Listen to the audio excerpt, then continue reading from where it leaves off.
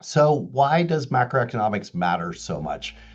你的商业计划再漂亮，产品再强，只要大环境不对，就是拉不动。这不是鸡汤，是哥伦比亚商学院教授开场就丢出的一句提醒。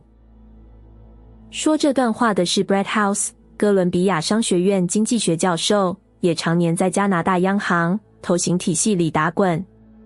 这场 Faculty Live 面对的是校友与商管背景听众，多数人平常想的是定价、策略、竞争，也就是微观。他要做的是把大家从细节里拉出来，先看清楚全球那盘更大的棋。之所以是现在值得听，是因为关税、通膨、贸易逆差同时搅在一起，微观决策再细，也挡不住宏观那只手。先听他怎么把商业世界重新分成两种人。So, why does macroeconomics matter so much? Most businesses are really in the micro side of economics, thinking about pricing, about strategy, about competitive market issues. But as I advocate in our courses here, if culture can eat strategy for breakfast, then macro can certainly eat micro for lunch.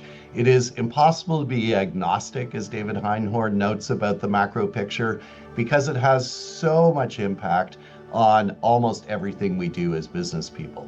You can have a wonderful plan, you can have a great product, you can be looking for financing with a wonderful cap table, but if the macro environment in which you're launching any of those activities isn't propitious for you, it doesn't matter how great your ideas are, you are going to have trouble getting traction.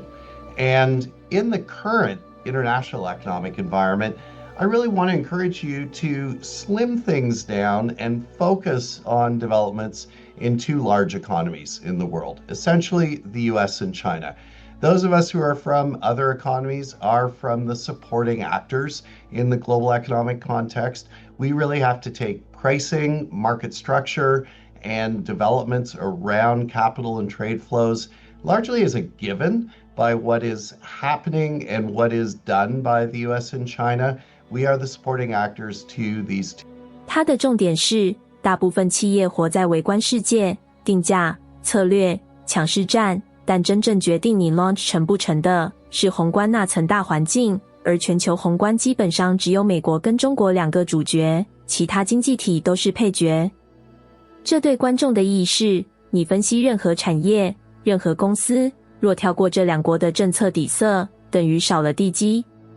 我帮这种现象取个名字叫配角税，你不在牌桌中央，就得被动接受别人定的价格，市场结构跟游戏规则，不是你不努力，是规则不是你写的。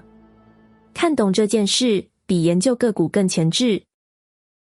把时间拉长看，这句话真正的重量不在美中很重要这个结论，而在一个判别工具。当你在评估任何机会，先问这是宏观决定的，还是微观我能改变的？能改变的，投入心力；不能改变的，先认清，再绕路。与其问哪个产业会赢，不如先问这盘棋是谁在定规则。宏观不是背景音，它常常才是主旋律。以上为资讯整理与科普评论，非投资建议，怎么判读，留给你自己。想看更多大人物的白话拆解，记得订阅，也可以到 /invest 看整理。